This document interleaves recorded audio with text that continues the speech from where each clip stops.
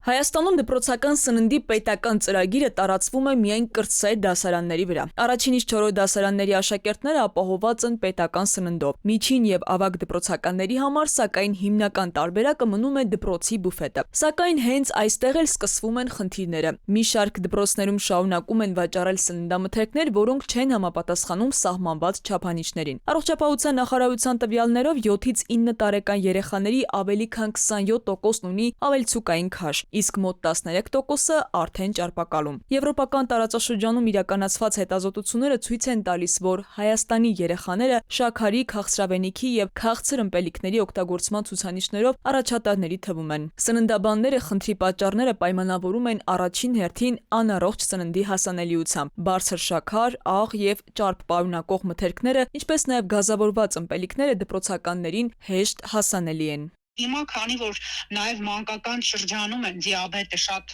մեծ ծավալներ ձեռք բերել արդեն եւ նաև ճարպակալումն է լայն տարածում ստացել երեխաների մոտ էլ, այդ թվում դե մեծահասակների մոտ էլ չասեմ, ինչ խոսք չարժի շաքար օգտագործել ընդհանրապես կամ գոնե դա հասցնել մինիմումի։ Կարելի է փոխարինել գոնե մեղրով, չրերով։ Չնայած հստակ սահմանափակումներ կան, օրինակ բուֆետում չի կարելի վաճառել պաղպաղակ, կրեմով խմորեղեն, քաղցր գազավորված ըմպելիք, մի շարք դպրոցներում սակայն արգելված սննդամթերքի վաճառքը շարունակում են։ Սննդի անվտանգության տեսչական մարմնից ընդունում են բուֆետների գործունեության ոլորտ դեռևս ամբողջությամբ կարգավորված չէ։ Սննդի անվտանգության տեսչական մարմնի ղեկավարի խոսքով առանց բողոքների տեսչական մարմինը լիարժեք վերահսկողություն իրականացնել չի կարող։ Ասում են նույնիսկ խոհանոցների սանիտարահիգիենիկ վիճակը ստուգելու հարցում տեսչական մարմնի լիազորությունները սահմանափակ են։ Չեն կարող գանք ուղղակիորեն դպրոցի դուռը բացենք, ասենք բարև ձեզ, եկել ենք մենք ձեր բուֆետը ստուգելու։ Այս պարագայում,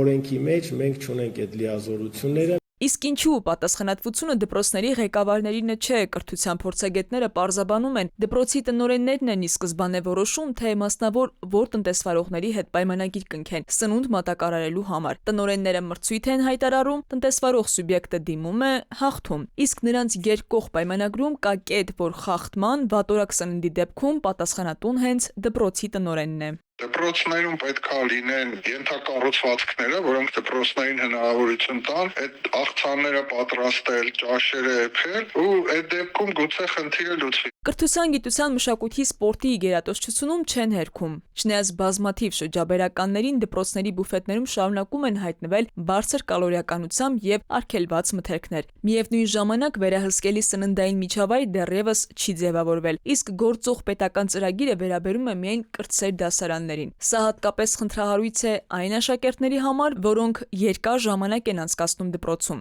Մինչև պատասխանատու կառույցները փորձում են լուծումներ գտնել, մանկական ճարպակալման ցուցանիշները շարունակում են աճել, հարցը դարձնելով ոչ միայն կրթական, այլև հանրային առողջապահության կարևոր մարտահրավեր։ Քնարիկ Պետրոսյան, ժամը լրատվական։